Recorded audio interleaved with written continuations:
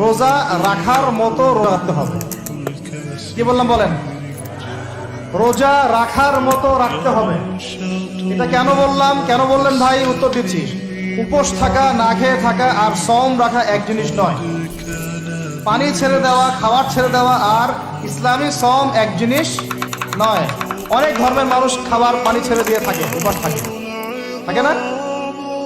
হাদিসের মধ্যে নবীজি বলেছেন যে ব্যক্তি রোজা রেখে অন্যায় কাজ ছাড়তে পারলো না, মানে আল্লাহর মাসিয়াত ছাড়তে পারলো না, এই কাবায়ের ফাওয়াহিশ এগুলো ছাড়তে পারলো না, অশ্লীলতা ছাড়তে পারলো না, মিথ্যা ছাড়তে পারলো না, বেহায়াপনা ছাড়তে পারলো না, তার না খেয়ে থাকায়, পানি না পান করায় আল্লাহর কিচ্ছু যায় আসে না।